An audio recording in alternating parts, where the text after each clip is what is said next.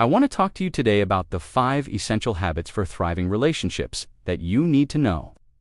But I want to put these in a little story first that I heard from a lady who was in a relationship. This is from her perspective. A long time ago, so many years ago, my husband and I were dating, and one day we were having a really nice romantic day together. We had been camping. We had hiked all day and we were just relaxing at the campsite. It was like in our 20s. It was just this beautiful, clear night. No clouds. The stars were out. There was a fire going. We had our guitar with us.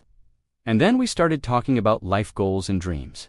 And one of the things he shared with me was that he had this dream of starting his own business one day. He wanted to start a construction company. And he talked to me about this dream and he said, "This is something I really want to do one day."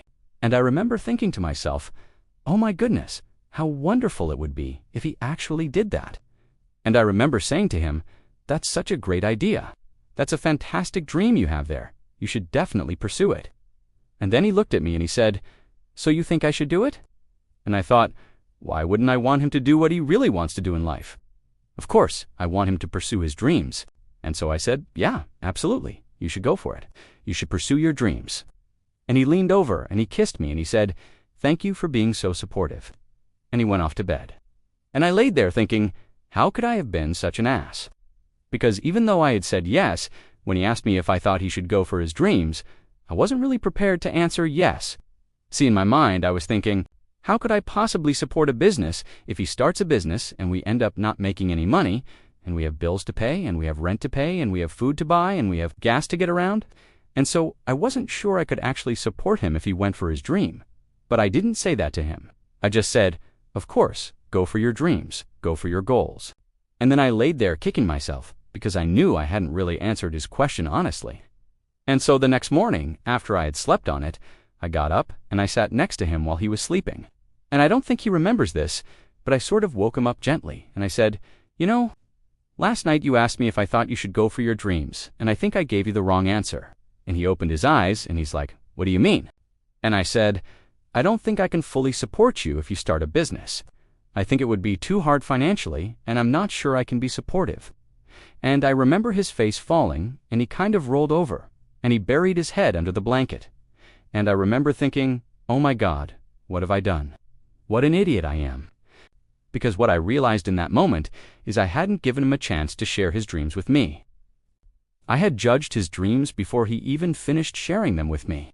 I had judged his ideas before he even finished telling me what he wanted to do. And so the point of the story is this. When someone shares their dreams or their ideas or their thoughts with you, it's important to listen and not judge.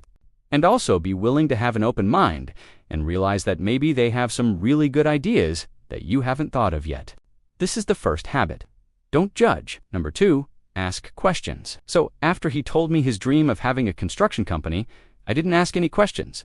I just basically shut down and I said, well, we're not going to do that. But what I could have done is I could have asked questions. I could have said, tell me more about that. Or how does that work? Or what would that look like? Or how would that happen? Or what are the next steps? Or what do you need from me in order to help you? When you ask questions, you show interest. When you ask questions, you show that you care. When you ask questions, you show that you're willing to learn. So number 2, ask questions, especially when they're sharing something really important with you. Number 3, show interest. One thing that will kill a relationship really quickly is when someone feels like the other person doesn't care about them. One way to communicate that you care about someone is to show interest in them. Show interest in their life. Show interest in their goals. Show interest in their dreams. Show interest in their passions. Ask questions. Listen. These are all ways to show interest in someone. Next one, be supportive. One of the best ways to support someone is to encourage them in their goals and their dreams. Don't try to tear them down. Don't try to belittle them. Don't try to make fun of them. Try to encourage them. Try to lift them up. Celebrate their wins, big or small. If they get a raise at work, be happy for them. If they get a promotion, celebrate them. If they have a dream they want to go after, cheer them on. One of the worst things you can do is discourage someone from pursuing their dreams. The last one, I said these were 5, but really there's 4. The last 2 are combined, and that is to encourage and to be patient. Encouragement and patience are probably 2 of the most important things you can bring to any relationship. Encourage the other person. Encourage their dreams. Encourage their goals. And be patient. Be patient with them. Be patient with yourself. Be patient with each other. Everyone makes mistakes.